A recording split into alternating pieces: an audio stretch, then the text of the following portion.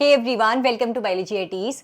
NEET 2026 examination day यानी कि 3 मई 2026 से पहले मैं जानती हूँ थोड़ा बहुत स्ट्रेस वाला एनवायरनमेंट चल रहा है, थोड़ा बहुत पैनिक होने वाला एनवायरनमेंट चल रहा है कि पता नहीं 3 मई को हमारा पेपर कैसा होगा, कंपटीशन इतना बढ़ता चला जा रहा है, पता नहीं इस साल मेरा सिलेक्शन होगा नहीं होगा। उस डाउट और डर के बीच में फाइनली थोड़ी सी रे ऑफ होप और नजर आ रही है बच्चों।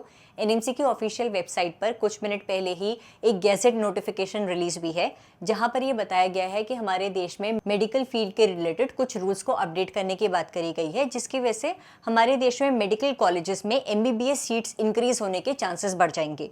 3 रूल्स के बारे में बात करी गई है बच्चों।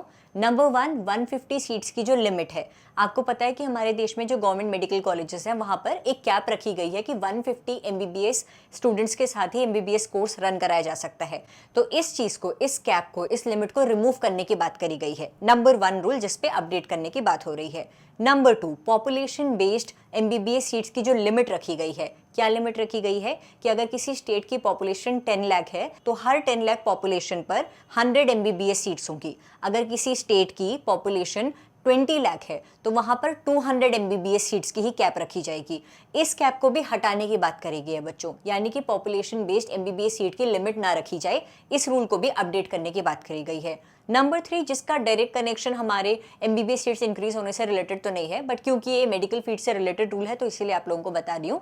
अभी तक हमारे देश में ऐसा रूल था कि बच्चे का जिस मेडिकल कॉलेज में एडमिशन होगा, मेडिकल कॉलेज से लेकर हॉस्पिटल की डिस्टेंस मिनट्स में मेजर करी जा रही थी कि मैक्सिमम 30 मिनट्स की होनी चाहिए। अब इस डिस्टेंस को किलोमीटर में मेजर किया जा रहा है कि जहां पर बच्चा पढ़ रहा है उस मेडिकल कॉलेज से लेकर हॉस्पिटल की डिस्टेंस मैक्सिमम 10 किलोमीटर होनी चाहिए। अगर कोई हिली एरिया है जैसे नॉर्थ ईस्ट वाली स्टेट्स हैं, वहां पर मैक्सिमम डिस्टेंस 15 किलोमीटर रखी जाएगी। तो ठीक है, डिस्टेंस वाला पॉइंट से हमारा डायरेक्टली एमबीबीएस सीट्स इंक्रीज होने से तो कनेक्शन नहीं है, लेकिन पहले जो 2 रूल हैं जिनको अपडेट करने की बात करी गई है कि 150 सीट्स एमबीबीएस सीट्स की कैप को हटा दिया जाए, पॉपुलेशन बेस्ड एमबीबीएस सीट्स की लिमिट को हटा दिया जाए।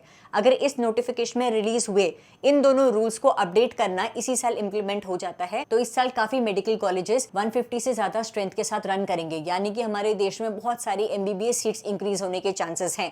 तो बस होप फॉर द बेस्ट बच्चों, तुम अपनी प्रिपरेशन सुपर स्ट्रॉन्ग रखो। तुम्हारी काउंसलिंग होने से पहले पहले तक हो सकता है काफी एमबीबीएस सीट्स इंक्रीज हो जाए। किसी वजह से अगर तुम डर रहे थे कि पता नहीं जिस हिसाब से मैं मॉक टेस्ट में स्कोर कर रहा हूँ उस रैंक पर मेरा सिलेक्शन होगा या फिर नहीं होगा, सीट इंक्रीज होने की वजह से तुम्हें इस साल तुम्हारा ड्रीम मेडिकल कॉलेज मिल जाए, सीट्स इंक्रीज होने की वजह से तुम्हारे सिलेक्शन के चांसेस इंक्रीज हो रहे हैं बच्चों, तो प्रिपरेशन सुपर स्ट्रॉन्ग रखना। 3-4 दिन बचे हुए हैं, डट कर मेहनत करो। 3 मई 2026 को अपना बेस्ट देकर आना है। Stay tune to biology at ease for more such updates. Thank you बच्चों।